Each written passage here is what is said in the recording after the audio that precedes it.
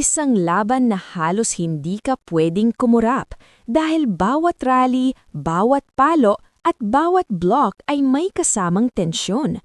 Sa isang 5-set thriller na tumagal ng mahigit 2 oras, ipinakita ng PLDT high-speed hitters kung bakit isa sila sa pinakadelikadong koponan sa liga. At sa gitna ng bakbakan na ito, isang pangalan ang paulit-ulit na sumabog sa scoreboard, Savvy Davison. Sa kanyang conference high na 32 points, pinangunahan niya ang PLDT para pabagsakin ang matinding hamon ng Farm Fresh Foxies sa score na 25-17, 23-25, 27-25, 21-25, 15-12. Pero hindi naging madali ang panalong ito. Ito ay laban ng lakas ng palo, tibay ng depensa at clutch mentality hanggang sa huling punto. Simula pa lang ng laban, ramdam na agad ang intensity. Sa unang set, kontrolado ng PLDT ang laro. Maaga nilang ipinakita ang kanilang signature strength, blocking at organized offense. Dahil dito, nahirapan ng Farm Fresh na makahanap ng momentum at napunta sa PLDT ang unang set 25-17. Pero hindi basta susuko ang Foxies.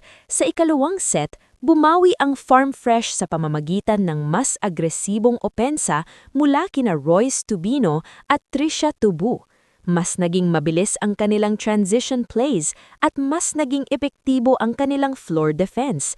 Dahil dito, nakuha nila ang set 2, 23-25 at naitabla ang laban.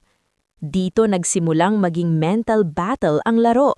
Ang ikatlong set ay naging labanan ng composure. Parehong kupunan ay ayaw bumigay at halos dikit ang bawat rally. Nagkaroon ng pagkakataon ang PLDT na tapusin agad ang set matapos silang magkaroon ng 2 set points, ngunit nakahanap ng paraan ang Farm Fresh para makahabol. Pero sa mga ganitong sitwasyon, may isang player niya kayang kumuha ng responsibilidad, Savvy Davison. Sa gitna ng pressure, paulit-ulit siyang binigyan ng bola ni Kim Fajardo. Kahit 2 beses siyang na-block ng Foxies sa isang rally, hindi nawala ang tiwala ng setter sa kanyang pangunahing scorer. Sa ikatlong sunod na attempt, nagpakawala si Davison ng isang malakas na spike na tumama sa kamay ng blockers at lumabas ng court. Isang clutch hit na nagbigay sa PLDT ng 27-27 set win at 2-1 lead sa laban. Pero hindi pa tapos ang drama.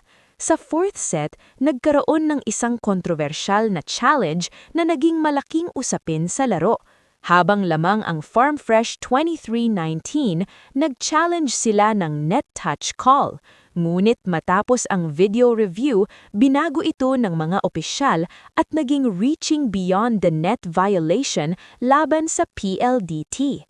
Hindi natuwa ang PLDT bench sa desisyon at pansamantalang naapektuhan ang kanilang momentum. Sinubukan pa ni Davison na iligtas ang set sa pamamagitan ng 2 sunod-sunod na puntos para isave ang set points, ngunit sa isang twist ng kapalaran, nagkamali siya sa service, dahilan para mapunta ang set sa Farm Fresh. Score 21-25. At dahil dito, napunta ang laban sa deciding 5th set. Pagdating sa 5th set, agad nagpakita ng dominance ang PLDT sa kanilang blocking. 2 sunod na blocks laban kina Trisha Tubu at Royce Tubino ang nagbigay sa kanila ng 2-0 lead at agad nilang pinalaki ito sa 5-1 advantage. Pero tulad ng inaasahan, hindi rin nagpatinag ang Foxies. Sa tulong ni Tubino at Tubu, paulit-ulit nilang nilapitan ang score hanggang sa maging 8-7 na lamang ang lamang ng PLDT matapos ang isang miss-hit mula kay Kisha Bedonia. Dito pumasok ang tunay na clutch factor. Muling umiksena si Savvy Davison. 3 sunod-sunod na atake ang kanyang binaon sa depensa ng Farm Fresh na muling nagbigay ng komportabling lamang na 12-9. Kasunod nito, nagpakita rin ng lakas sa net si Jesse De Leon sa pamamagitan ng isang crucial block laban kay Chess Molina. At parang panghuling selyo sa laban, nagpasok ng service ace si Angela Alcantara para dalhin ang PLDT sa match point. Kahit nagkaroon ng maliit na aberya matapos ang net fault ni Alcantara, bumawi agad si Davison sa susunod na rally. Sa kanyang ika-32 points ng gabi, isang malakas at decisive na spike ang tuluyang nagtapos sa laban matapos ang 2 hours and 26 minute na marathon match. Bukod sa 32 points ni Davison, nagbigay rin ng malaking tulong si Kim Kiana D na may 19 points.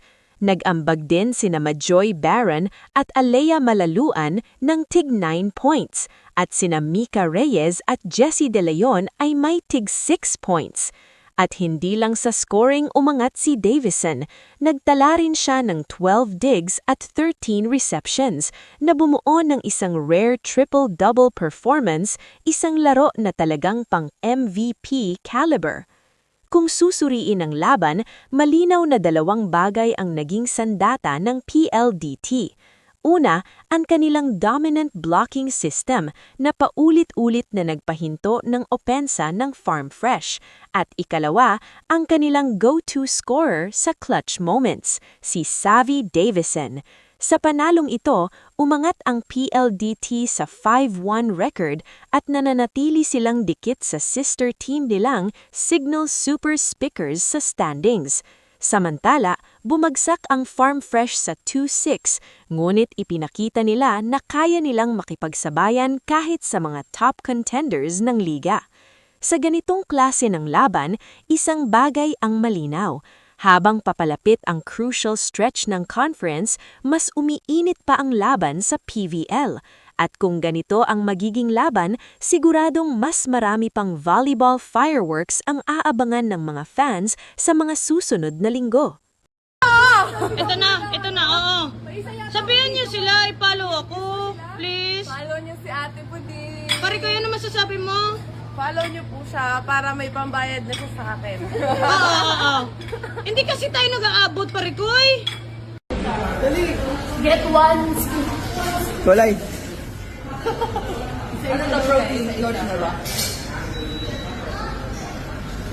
Ay, dalawa po. Ay, ayaw. Hindi pa. Si Ate Mas, naibo na naman ako. Diba ni G? Kaso na ito, sabi ko siya. Again. Hipon. Dito na. Your mom. Your mom. Mom. Let's go, mom. Mom. Ate Marian. Ate Marian. Ikaw bumili na eh. I already had one. Make it two, Vani. For the gram. For jersey number daw.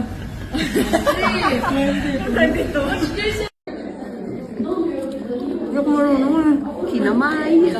Yung marunong, okay lang yan. Basta mabusog ka.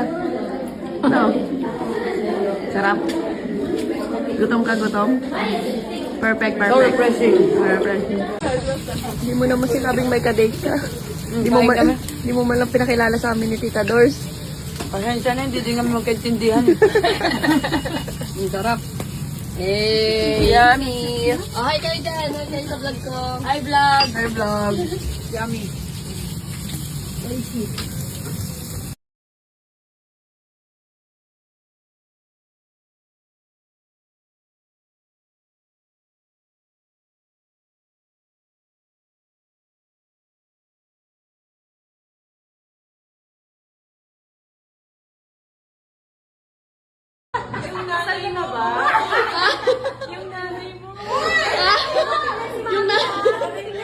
Ay, wag mo tignan! Ay! Grabe yung pang-weights nyo. Oh. Grabe, oh. Wow. Grabe, oh. Grabe yung pang-weights nyo yun, oh. Ito na kaya to. Matibad talaga ako ni Tita! Yung ipads mo na, hindi pa natanggal. Okay, box ko, 1